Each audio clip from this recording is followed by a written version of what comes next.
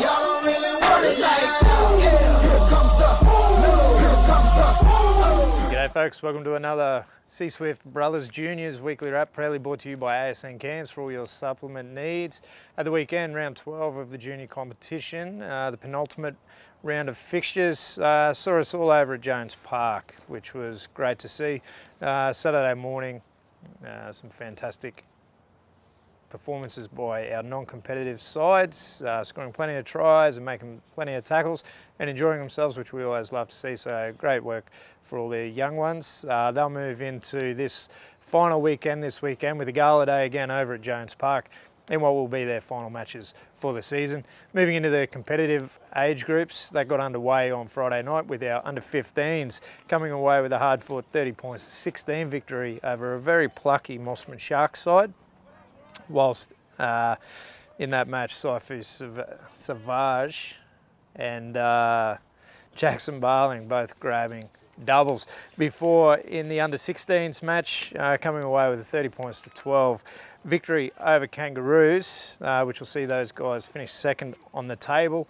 And in the under-17s, a high-scoring affair, 39 points to 28. A bit of a rare scoreline in that game. Hamaso Tabawai and Sterling Addo both grabbing 3 tries, and Sterling also grabbing himself that field goal. That result sees the under-17s finish in first position on the ladder, and as mentioned, final round of matches means that moving into this week sees semi-finals get underway, and really pleasingly across the club, 13s through 17s, we have every team having finished inside the top 3 in what really is a wonderful effort. So congratulations to all sides, and that sees them move into the finals this weekend, which will get underway on Friday night. Our under-15s finishing second for the season, they'll take on Ivanhoe's in Battle of the Heavyweights.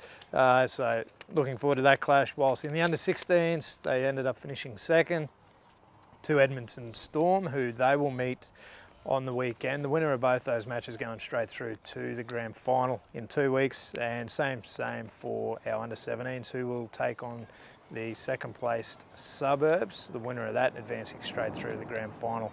Also moving into a couple of the achievements for the year though, with our under-13s on the weekend on Saturday, they come away with a 52-0 victory over Innisfail, with Mata Banyoni grabbing himself 3 tries, while Jep Bray and Jesse Smith also grabbing 2.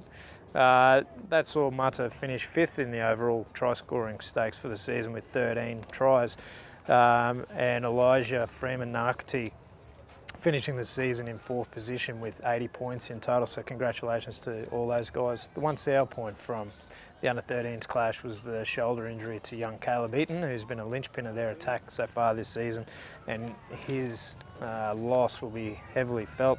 In the under-14s clash, we come away with a 46-0 victory against Ivanhoe's Red. Strong result, especially for the final match of the season.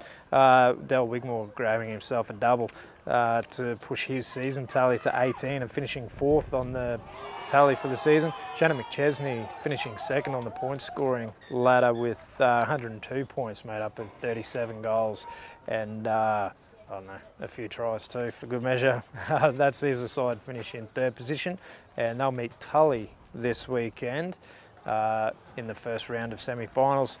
In the under-15s, the point scoring efforts from those guys. Riley Christopherson finished 3rd for the season with 80 points, while Jackson's double on the weekend took him to a tally of 13 and 5th spot on that ladder.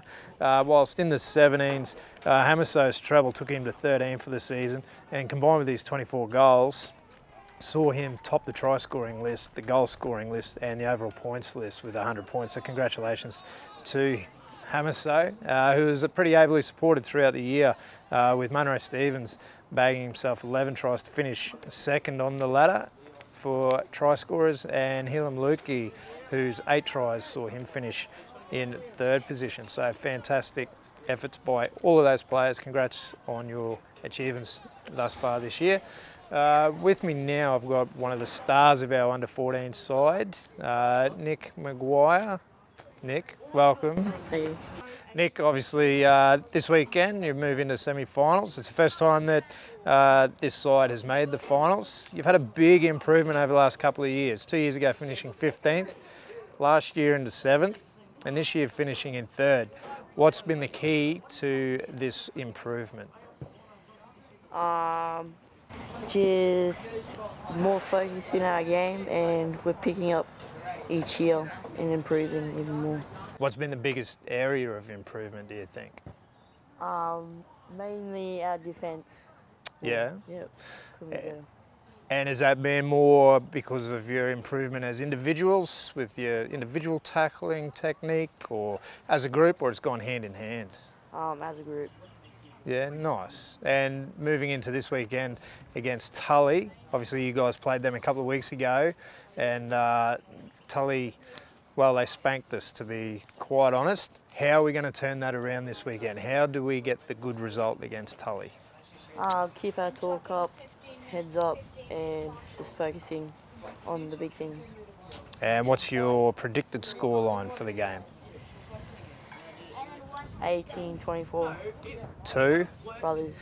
Nice answer. Well, there you have it, folks. You've read it here first. We've got a 24-18 victory to Brothers over Tully this weekend in the under-14s. We'll just see them advance through to the second week of the finals. Thanks, Nicky, and until next week, go the fish.